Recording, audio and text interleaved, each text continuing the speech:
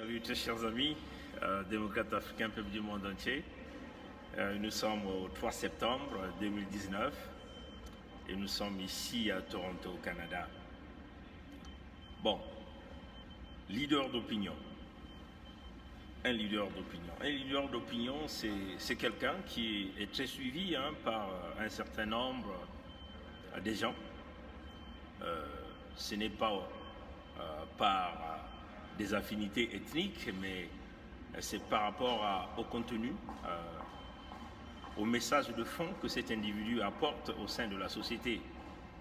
Un leader d'opinion, ça peut être un superstar, ça peut être un musicien, ça peut être un savant, ça peut être, on peut dire ici, un écrivain.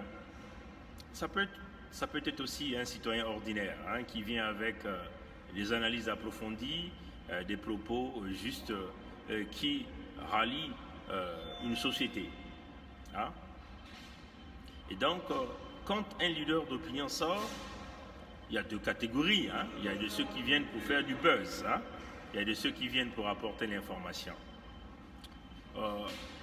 Essayons donc de regarder un certain nombre de propos des leaders d'opinion du Congo.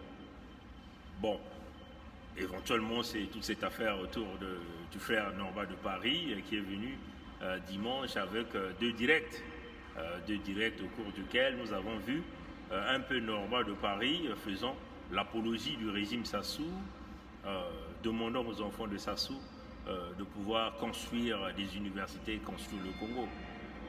Bon, oui, les propos tenus par le frère Norba, qui consiste à nous parler de la réduction des tarifs de douane, c'est un bon propos.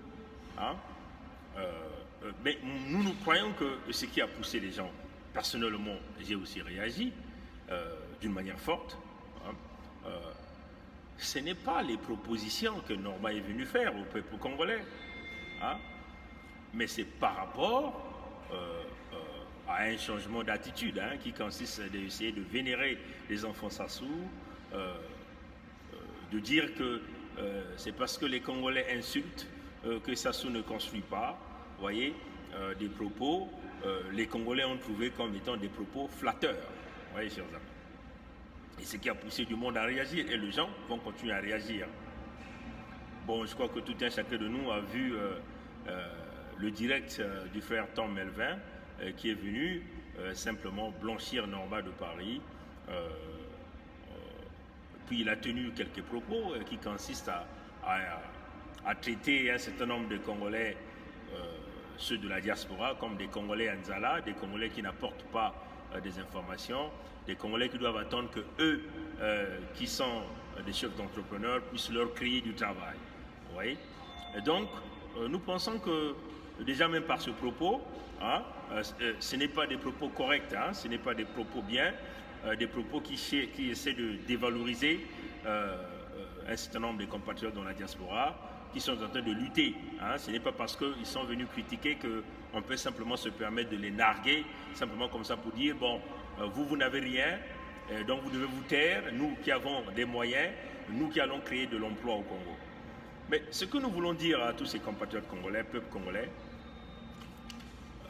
un chef d'entreprise doit connaître qu'est-ce que c'est la sécurité des investissements. Un chef d'entreprise doit savoir qu'est-ce que c'est la sécurité des investissements. La sécurité des investissements, c'est quand vous venez avec votre argent, vous investissez dans un pays comme le Congo-Brazzaville et vous êtes sûr que vous allez tirer du profit. Générer des emplois, un chef d'entreprise, quand on pense même dans le contexte général, quand on parle des emplois, générer des emplois, on ne doit pas simplement s'arrêter à générer des emplois. Il faut regarder le contexte de sécurité sociale qui s'ensuit. Le contexte de sécurité sociale. Et nous pensons que sur ces faits, le frère Tom Melvin ne va pas nous dire le contraire. Le contexte de sécurité sociale, c'est quoi? Tu ne vas pas simplement venir au Congo créer des emplois. Mais il y a ce que nous appelons les assurances derrière les emplois. L'assurance de santé pour tes employés, parce que tu dois te rassurer qu'ils vont venir travailler. S'ils sont malades, ils ont la possibilité de se soigner. Voyez, il faut regarder la sécurité de leur pension. Il ne s'agit pas simplement de leur donner des emplois, de leur payer, et à la fin, il n'y a pas de contribution sociale. Vous voyez, il faut regarder les circonstances dans les états de santé, l'aménagement là où vos employés vivent, combien de temps ça va leur prendre pour arriver au travail, pour rendre l'entreprise plus productive. Vous voyez, les conditions de route, ainsi de suite. Donc vous voyez qu'il ne s'agit pas ici simplement de venir dire aux Congolais, vous taisez-vous, nous sommes des chefs d'entrepreneurs, nous avons le cash, nous allons vous créer des emplois, et nous voulons aller créer des emplois au Congo parce que la situation économique est chaotique, et les enfants du Congo sont appelés à aller créer des emplois. Donc vous, comme vous n'avez pas de moyens, fermez vos bouches. Non, chers amis. Aujourd'hui, nous voulons lancer Tom Melvin au challenge. Même si ça vous réduisez les 50% des taux de douane, vous partez au Congo, vous allez faire banqueroute. Pourquoi? Parce que le système n'est pas fait pour accueillir vos investissements. On n'investit pas dans une dictature. Aucun chef d'entreprise peut oser investir dans une entreprise. Parce que ça serait un investissement dans un environnement de haut risque. Voilà pourquoi vous voyez que même nous qui vivons en Occident, si vous n'êtes pas un homme solvable, c'est-à-dire que si vous ne payez pas vos factures, on vous donne une cote de crédit pas bon. Et quand vous avez envie d'aller chercher une hypothèque auprès de la banque ne pourra jamais vous accorder parce que vous n'êtes pas un homme solvable, c'est-à-dire que vous n'êtes pas un homme crédible. C'est comme dans une dictature, des grandes banques comme la Banque mondiale, même comme le Fonds monétaire international, doivent se rassurer des véritables garanties qui leur permettraient de vite récupérer leur argent. Donc, nos amis qui sont des entrepreneurs dans la diaspora ne peuvent pas s'attaquer aux amis de la diaspora qui sont venus fustiger les propos de Norva de Paris. Les gens sont venus fustiger non pas les propositions de Norva de Paris qui dit de réduction de 50% de taux de douane, mais c'est plutôt l'autre côté du discours un peu flatteur qui consiste à vénérer Sassou, à penser que Sassou demeure la solution. C'est cela, chers amis. Donc il va falloir que l'entrepreneur Tom Melvin comprenne, qu'on essaie de comprendre le fond d'un entrepreneur. Aujourd'hui, même si on vous donnait des millions, vous allez créer des emplois, mais tant que la sécurité sociale n'est pas garantie au Congo, votre entreprise fera banqueroute, ça c'est clair. Vous voyez, donc la situation sociale est chaotique au Congo. Hein? Donc il faut balayer tout le système, regarder comment fonctionne le système de pension, l'assurance médicale, l'assurance de santé pour les employés. Vous voyez, tout ça, ça doit se faire avec une législation solide. Vous voyez, chers amis, qu'un entrepreneur, quand il vient avec ses investissements, qu'il ne soit pas racketté, par exemple. Vous voyez? Donc, du moment où le bien social n'est pas garanti, le droit des employés ne sont pas garantis, vous voyez que même l'emploi que vous allez donner à ces gens-là, ça ne sera pas un emploi solide. Hein, vous voyez ça. Donc ça, c'était un message que je tenais forcément à faire passer à notre frère Tom Melvin, qui est venu, bien sûr, soutenir, mais qui a tenu quand même des propos d'insultes pour dire à un certain nombre de Congolais, vous êtes des Congolais Anzala, donc fermez vos gueules, nous on fait des propositions, vous proposez quoi? Nous voulons aller créer des emplois. Mais créer les emplois, on ne s'arrête pas qu'à la création des emplois. Il faut suivre ces emplois par des programmes sociaux. Assurance santé, assurance maladie, assurance médicale, ainsi de suite. Or, dans les conditions actuelles de la dictature au Congo, ces conditions ne sont pas réunies. Donc, même si vous créez des multimillions d'emplois, avec quel genre de salaire? Est-ce que c'est des salaires rémunérables qui permettront à ces Congolais-là de se soigner avec leur salaire? Non, chers amis. Voilà pourquoi vous voyez en Occident, dans un certain nombre de compagnies, vous avez des assurances emploi qui sont suivies, hein, des assurances santé, c'est-à-dire que l'employeur contribue à un taux et l'employé aussi contribue à un taux. Cela permet aux gens de se soigner à moins de coûts, c'est-à-dire que l'employé ne va pas trop aller toucher à son salaire pour payer des ordonnances, pour payer des examens médicaux, ainsi de suite. Vous voyez que donc ça fait partie des facteurs. Il ne s'agit pas ici simplement de nous dire, bon, nous allons aller créer des emplois, et oui, la diaspora demeure, on a toujours dit, la diaspora demeure une base de référence,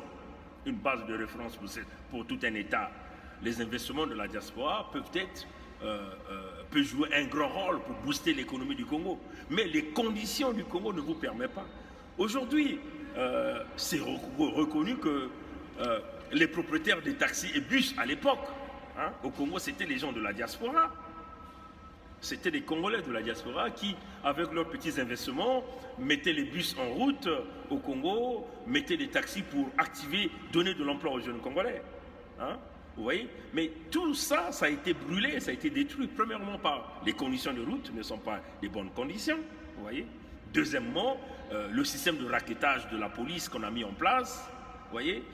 La loi n'est pas respectée. Et ça fait des pertes énormes pour ces Congolais de la diaspora là, qui travaillent fort pour essayer d'investir au Congo. Donc on le dit encore à notre Tom Melvin, il faut se rétracter. Il ne s'agit pas ici de venir dédouaner Norba de Paris, parce que Norba de Paris vous a fait toute une chanson, vous voyez, ou parce que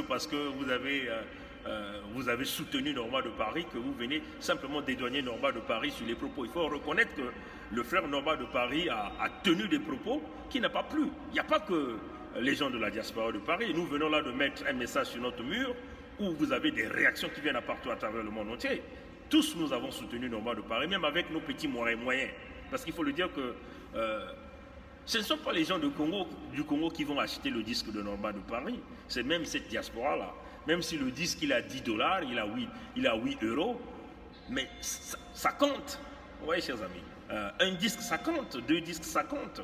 Et ce sont la somme de tous ces 8 euros-là qui feront de l'artiste ce qu'il est aujourd'hui. Ce n'est pas parce que vous avez été le sponsor numéro 1 que vous pouvez simplement dire que bon, écoutez, vous fermez vos gueules, nous on donne de l'argent, donc on investit. Vous voyez? Donc ça encore, il faut le regarder. Deuxièmement, dans la théorie du complot qui existe au Congo dans ce régime actuel, même si aujourd'hui vous êtes un entrepreneur, vous allez au Congo, mais ne soyez pas étonnés que si vous faites d'affaires et que votre nom commence à monter en flèche, que les gens du régime viennent vous laisser des quantités des armes dans vos entrepôts en vous accusant que vous avez fait venir des armes pour jouer un coup d'État. Oui, chers amis. Donc, les conditions propices d'un entrepreneur au Congo, en moins que vous soyez un entrepreneur preneur de risques, donc vous allez vous décider d'aller investir dans une dictature. Nous avons un potentiel très large au sein de cette diaspora.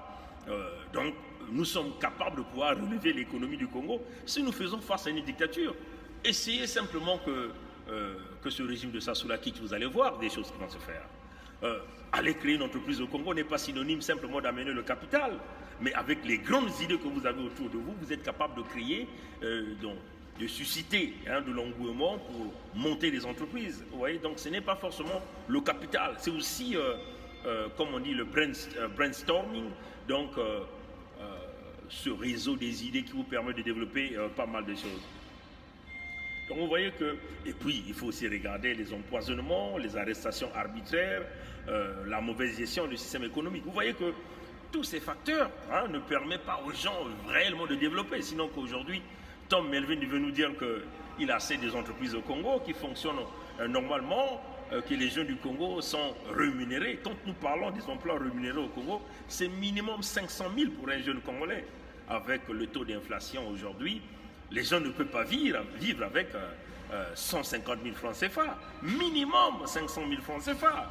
Et ça que minimum 500 000 francs CFA, c'est en réalité le plus bas échelle de cette société. Oui, chers amis. Donc, attention, ne venez pas simplement bomber. On est leader d'opinion, mais il faut recadrer vos propos. Quand vous venez dire aux gens, vous allez battre un Nzala, vous n'avez rien, donc fermez vos gueules. Nous avons un projet avancé, nous avons des propositions.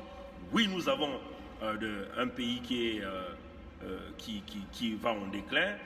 Il va falloir que nous apportons des remèdes, mais apporter des remèdes n'est pas synonyme de venir déclarer les autres qu'ils sont des gens qui ont faim, des gens qui sont souffrants. Oui, chers amis. Et donc, il y a parfois des gens que vous le voyez, vous avez l'impression qu'il est souffrant, mais allez-y regarder dans son compte en banque. Vous allez vous rendre compte que c'est quelqu'un qui est solide, un homme qui a 30 000 $ ou 50 000 $ ou 100 000 $ dans son compte ou 30 000 €, ça représente une fortune au Congo. Donc cette personne est capable de pouvoir commencer une activité au Congo. Une personne ici est capable de vendre sa maison et devenir un multimillionnaire et démarrer une entreprise au Congo. Donc il va falloir que nous tenions de propos justes. Donc il ne s'agit pas ici de venir dédouaner un ami, un frère. Norma de Paris est un frère. Personnellement, nous avons eu des petites contradictions avec lui, mais nous avons surpassé ces petites contradictions. Je me suis déplacé de Toronto à Montréal, on s'est vu, on a gardé le contact. Avec Norma de Paris, on a de bonnes relations. Je crois que même dans sa deuxième vidéo, il a eu à dire que ça va faire mal à mon frère Bernard Pongui. Voyez. Mais ce que nous voulons aussi dire à nos amis Tom Melvin et Norma de Paris et tous les autres Congolais, ce n'est pas Sassou qui vous donnera 50% de réduction de taux de douane. L'homme là est resté là pendant 40 ans. Il connaît bien l'efficacité de la diaspora. Mais ils ont tout fait pour étouffer le commerce de la diaspora. Éventuellement ce commerce qui était ce transport urbain, ces gros véhicules qui distribuent du sable ou du caillasse, parce que ce sont les Congolais qui investissaient dans ce domaine-là. Et nous connaissons bien parce que nous avons aussi fait partie de ce petit business-là, vous voyez. Mais on nous a noyés. On nous a noyés tous, voyez, chers amis. Donc si nous étions dans un pays sérieux, et puis il y a des Congolais de la diaspora, comme vous le voyez, c'est pas parce qu'il est un peu souffrant, mais il y a des gens qui ont travaillé au Congo avant de venir dans la diaspora. Donc ils ont laissé quelques petites baraques là, au Congo là, et ce qui représente déjà un point de force pour eux. Donc vous voyez que, chers amis, ce n'est pas Sassou qui va vous enlever les taux de douane. C'est impossible. Ce n'est pas le régime Sassou qui le fera à 50%. Si Sassou va le faire, ça veut seulement dire qu'il veut vouloir berner les gens. Parce que c'est une concurrence, Sassou veut contrôler le capital. C'est un fait exprès que ce système a fait pour asphyxier tout le commerce que les gens de la diaspora faisaient. Quand vous arrivez au port, les Ouest Africains ont la facilité de sortir un conteneur par rapport à un Congolais. Nous avons tenté cette expérience, chers amis. C'est ça qui est la réalité. Donc, nous connaissons bien ce mécanisme, ce système a fonctionné pendant plus de 40 ans comme ça. Ils ne vont jamais vous laisser le terrain libre, que vous contrôlez le capital, le système économique.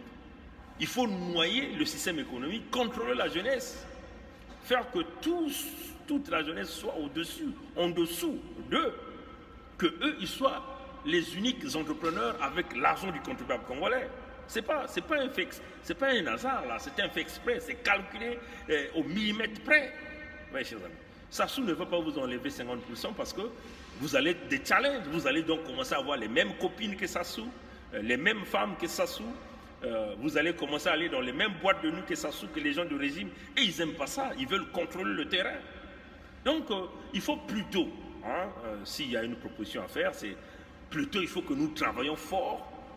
La remède ici, c'est faire sauter le système Sassou, faire sauter l'opposition qui est accoquinée à Sassou. C'est eux les verrous. Les verrous du Congo, c'est eux. C'est eux qui empêchent le Congo à décoller. Vous voyez? Une fois que les verrous, on les fait sauter, on va établir un système de gouvernance avec beaucoup plus de transparence. On va rétablir la confiance sociale, on va rétablir le système social et ça va donner la force à tout un chacun de devenir l'entrepreneur, d'investir comme il veut, d'aller librement au Congo. À l'heure où nous sommes en train de parler, qui est l'entrepreneur qui va aller investir au Congo? Est-ce que Tom Melvin peut rentrer librement à Brazzaville? À moins qu'il puisse avoir des soutiens au sein de ce régime de Sassou. S'il n'a pas de soutien au régime de Sassou, dès qu'il arrive là, il va être enlevé dès le pied de l'avion et puis c'est fini. C'est ça qui est la réalité. Donc, il va falloir que la confiance revienne au sein de la population pour que tout investisseur puisse venir dans ce pays-là investir dans la quiétude. Tant qu'il n'y aura pas la quiétude, tant qu'il n'y aura pas l'assurance et la sécurité, personne ne viendra. Regardez, n'a qu'à regarder le phénomène de bébés noirs qu'ils ont mis en place. Tu vas aller investir comment? Tu vas ouvrir une boutique, les gens vont venir te toquer dans la nuit, t'extorquer, te braquer, t'assassiner, te demandant toutes les caisses. Donc, et ceux qui ont créé le phénomène de bébés noirs et l'insécurité, c'est encore ceux qui sont au régime. Et au sein même de sa propre police, nous avons tous vu comment ils ont braqué le trésor, c'est pas d'Oyo ou de Lombo ou quelque part au nord là-bas. Ce sont même les gens en uniforme qui créent des groupes pour pouvoir extorquer les populations. Oui, chers amis. Donc, il va falloir rétablir l'ordre. Quand on parle de rétablir l'ordre public, l'ordre dans le système de la gouvernance, l'ordre dans le système social, rétablir le régime des pensions. Vous voyez, chers amis, le régime de pension ne faut pas seulement s'arrêter à à la CREF ou à la SNCF qui paye. Tout ça, ce sont des méthodes du passé qui consistent à faire tourner les régimes de pension qu'avec la contribution des employés. Aujourd'hui, les régimes de pension fonctionnent avec des fonds d'investissement. Les régimes de pension investissent dans le système de transport, investissent dans le système des assurances, ainsi de suite, pour faire tourner et fructifier l'argent. Chers amis. Donc, vous voyez que tous ces modèles-là, il va falloir que vous emmeniez une véritable politique. Aujourd'hui, le chemin de fer est quasiment en faillite. Mais si nous avons un pays qui fonctionnait normalement, il devait avoir des régimes de pension qui pouvaient même récupérer ce côté, réinvestir et continuer à faire tourner, à fructifier l'argent et à payer les retraités et les pensionnaires, ainsi de suite. Vous voyez qu'on ne peut plus continuer à fonctionner sur les modèles du passé. Sassou, c'est un vieux ordinateur qui fonctionne avec des logiciels calés, des logiciels expirés. Donc il faut balayer ces logiciels-là, remplacés par les nouveaux logiciels, le nouveau système d'exploitation. Et aujourd'hui, nous sommes à Windows 10 et nous sommes en train d'avancer sur Windows 11. Vous voyez que le monde évolue, mais le système PCT n'a jamais évolué. Le système au Congo n'a jamais évolué. Donc, on le dit aux entrepreneurs, oui, il ne s'agit pas ici de battre la poitrine que c'est moi qui ai l'argent, c'est moi qui crée les emplois, vous fermez vos gueules, venez travailler pour moi. Attention, parce que même toi qui as l'argent, tu as besoin des gens qui doivent travailler pour te fructifier cet argent. Si tu commences à narguer les gens comme ça, à dire bon, moi je peux donner les emplois à tout le monde ici, tu n'es pas le plus riche, tu n'es pas Bill Gates. Même Bill Gates se rabaisse. Vous voyez que si tu veux apporter ton soutien à Norma de Paris, apporte-lui ton soutien sans pourtant narguer le peuple congolais, sans pourtant narguer ses frères et sœurs de cette diaspora qui sont en train de lutter, qui ont mis leur vie sur la ligne. Le problème, ce n'est pas toi et moi, ce n'est pas Norma de Paris, mais c'est le système du PCT. Et nous, en tant que dans la diaspora, on ne peut pas se permettre de vénérer le régime Sassou. C'est ça qui a énervé les gens. Sassou n'est pas la solution. Vous nous demandez d'aller regarder Kiki, mais Kiki n'est pas la solution. Il tire déjà, ces derniers jours-là, il tire quelques casseroles. Le mois d'août qui venait de passer, il détient 30 milliards de francs CFA dans ses poches avec sa sœur. Donc vous ne pouvez pas se permettre de venir se rabaisser auprès de Sassou. Sassou a échoué sur toute la ligne, il ne mérite plus aucun respect. C'est ça la réalité. Donc, peuple congolais, c'était mon message par rapport au message de Tom Melvin. J'aimerais simplement dire qu'on demeure ensemble, c'est sans rancune. Nous sommes des frères, c'est vrai, mais il faut parfois regarder des choses. On le dit, aucun entrepreneur ne peut investir dans la dictature. Totalement impossible. Tu ne pourras jamais faire des affaires dans la dictature. Et cette diaspora, quels que soient les multimilliards de dollars que cette diaspora va apporter au Congo, au sein de ce régime-là, rien ne va se faire. Tu vas tomber en banqueroute, voilà, en faillite économique. Voilà, donc ça c'était mon message au peuple congolais. On vous demande de passer une très bonne journée. Que le Créateur nous garde, que le Créateur nous bénisse. La lutte continue. Ingeta. Au revoir.